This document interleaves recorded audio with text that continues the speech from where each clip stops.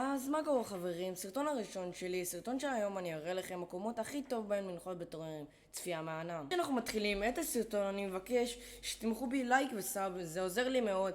אני רק מתחיל יוטיובר וניסיתי לערוך כמה שיותר יותר טוב. לפני שאנחנו מתחילים, כמה דברים שתדעו. אם המקום מסומן בירוק, רוב הסיכויים שלא ינחתו בו, או 50-50 שינחתו בו. אם המקום מסומן באדום, רוב הסיכויים שתמיד ינחתו שם. מקום ראשון שלנו לסרטון פה, והנה כל הבונוסים שיש בו.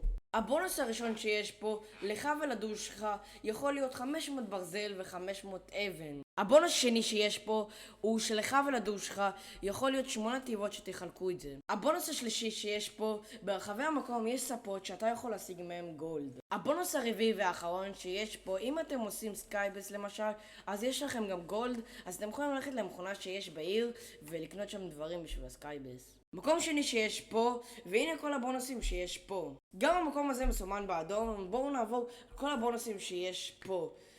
דבר ראשון, הבונוס הראשון שיש פה זה מ-12 עד 15 תיבות, שזה יותר טוב מהקודם. הבונוס השני שיש פה, שיש מכונה שיכולה לעזור לכם. הבונוס השלישי והאחרון שיש פה, הוא שיש ליינצ'פד הכי למעלה במקום. מקום שלישי ואחרון לסרטון, והנה כל הבונוסים שיש פה.